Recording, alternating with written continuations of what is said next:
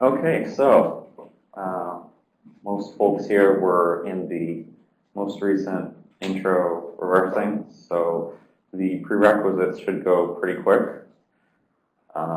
Some architecture stuff. Somebody want to tell me the difference between little endian, big endian in terms of byte order? Little endian is wrong. Something other than a philosophical debate. Least significant byte first. The least significant byte is first. When you say first, reading into which direction? Address. As the lower address. Okay. Yes. That was little endian, and big endian is the opposite. Stack heap. No, we covered most of that. Programming. Yay. Let's see. Structures, classes, control flow. We can skip most of this unless anybody has questions they want me to cover, since we just did this 2 weeks ago. We talked about loops. Well, here's one thing. How do we deal with loops in IDA? Well, first, how do we identify that there's a loop? How does IDA help us out with that? Bolded line. What was that? The bolded line. Yep, bold lines with the lines between the blocks of code. If one of them is bold, that means IDA believes it is looping back. And how do we deal with nested loops when we have one loop inside of another one?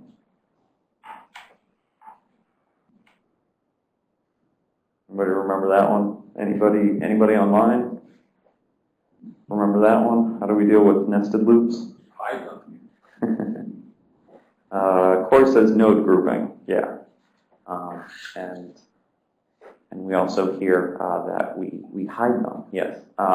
You start with the innermost loop, identify that one, group those nodes together, and then group the outer loop. You can group all of the loops in a large, complicated function, and that'll make going through a little easier visually. When you expand one of the loops, figure out what that does, and then collapse it, and then you don't have all those nodes and lines getting in the way of trying to figure out what the next grouping is doing. If I may, one of the things that threw me off, one of the ways you're not supposed to group or to figure out what loops are is look at the increment variable, because they can be reused if you have multiple sequential loops in a program. Yes, that's a good one there, Carson. Don't just look at the increment variable, the variable that's being used for a regular looping, where you start out with initializing it, and then you do the I++ at the end. Don't just look at that, because those can be reused between loops. Let's see. Talk about PD files, sections. Do section names mean anything? This is an important one for malware. Do section names mean anything? They mean something by convention, but they don't have to be used per convention. So Zeno has just said they mean something by convention, but they don't have to be used. That's basically right. The section names are put in there by the compiler as a way of saying, oh, here's your code section, and here's your data, and here's the read-only data, as a way of helping, basically helping somebody who's taking a look at that binary, reversing it, analyzing it. But in terms of actual execution of the binary, those names mean nothing. It can be section 1, section 2, section 3. Yay. So The loader doesn't actually pay attention to those at all. Right. Each section will have particular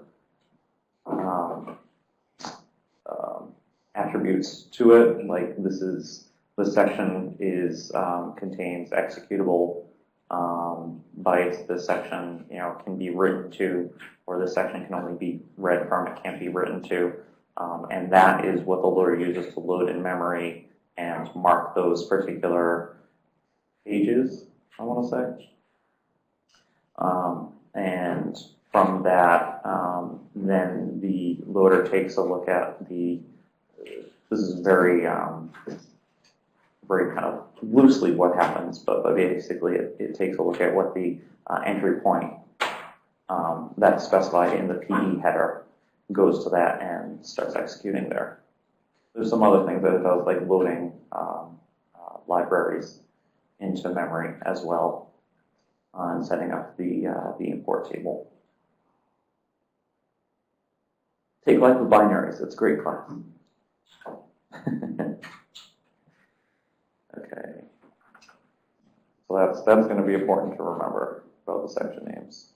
What does IAT mean? What does IAT stand for? Anybody remember that? Folks online. Let me get somebody on there.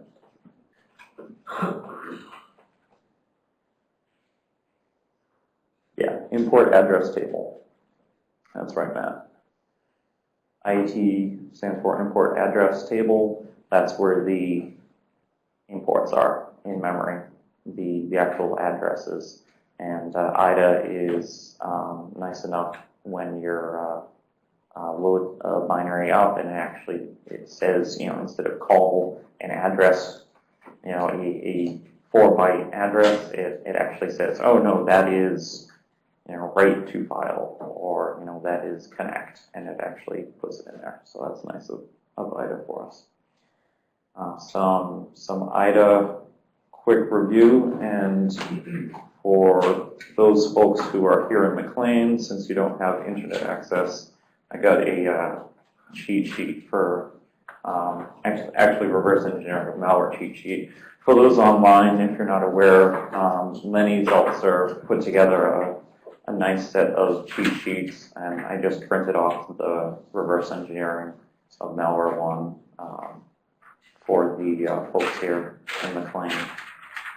And that has some very basic IDA key shortcuts, as well as Ollie debug, which we'll be getting into later in the course. And those will be good references for you. Big thing to remember: G for go to a specific address or function, escape to go backwards, and control enter to go forwards. So to go, when I say backwards, go to like the previous function you were in, or go to the function that you just escaped out of for the control enter. Any questions on moving around in IDA? Anything? You have the cheat sheet. Oh. Yeah, Lenny Zeltzer teaches the SANS 610 course, or was the original teacher of it. They got a couple other people teaching now as well.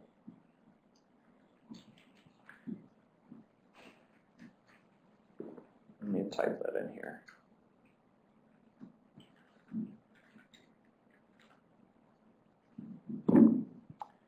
All right. If you have any questions about moving around in IDA, feel free to speak up. This isn't a how to use IDA course, but it's our main analysis tool, so definitely important to know how to use. Debugging.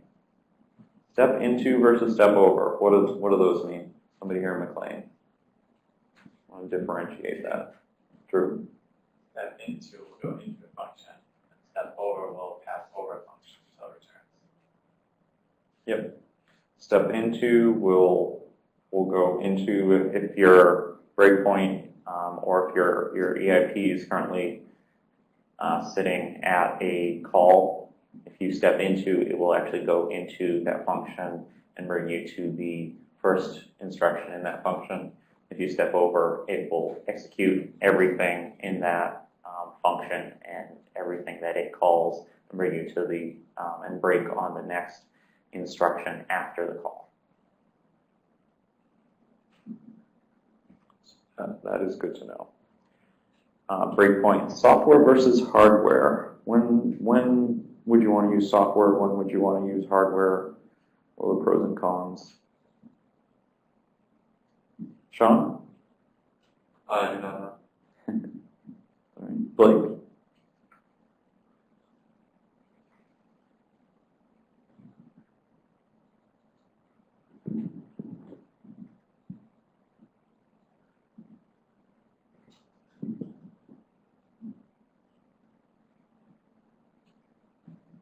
Alex? I'm trying to remember what a hardware breakpoint is. Is it when a memory location is accessed to the locate? So software breakpoint is when you substitute a CC by an entry for a particular instruction. Mm-hmm. But then a hardware breakpoint, that's when the processor offers some sort of ability to halt when a memory location is accessed, but it's not exact. Is that right? Almost. Where is that? Yeah, Corey's saying hardware is better, but has limited number you can set. Use the DR registers. Yep. So there are registers on the CPU for the hardware breakpoints that you can use for break on execute, on memory access, on memory being specifically written to, but you only have, since it's in the hardware on the CPU, there's only a limited number for what we're going to be working with. There's 4, I believe. So they're good when you're dealing with malware, particularly, and we'll get into this more, but they're good when you're dealing with malware, particularly in case there's some kind of unpacking going on that actually validates what the code is in memory or overwrites the code in memory in order to do something that the analyst wasn't expecting. Yeah, we'll definitely run into that. But at the same time, the software breakpoints, you can have as many as you want in there because it is just simply replacing the instruction with the CC, and then when it breaks, the debugger will replace it back with the original instruction. So I have a more general question. When you're executing or when you're debugging a program in IDA, is it, when you're looking at like the registers and the memory space or whatever, is that like actually what's going on, or is it emulating all that and putting another layer of abstraction in? What's going on here? That is actually what is going on. Okay. It's not doing, yeah, it's not doing any kind of emulation. Let me back that up a little bit. Unless you're using an emulator in combination. Okay. IDA has a box emulator that you can use. If you specifically use that, then there's that emulation piece in between. And you can do that because it then has more control over it. Whereas if you're doing it right on your system, it's showing you what is actually happening on your system. Okay. Are hardware breakpoints precise in that, do they break on exactly the instruction that That accesses. accesses? Mm-hmm. Except sometimes they break on the instruction after the access. If it's like a data read or write, it's actually breaking after the read or write has taken place on the next instruction afterwards. If it's an execute, then it breaks on the execute instruction. So. Yep, thank you, Zeno. Okay. So Zeno, for those online, if you didn't hear, Zeno mentioned that when it's for the hardware breakpoint, when it's on execute, it will actually break before the execution. But if it's on like memory access, a read or a write, the read or the write occurs first, and then it breaks.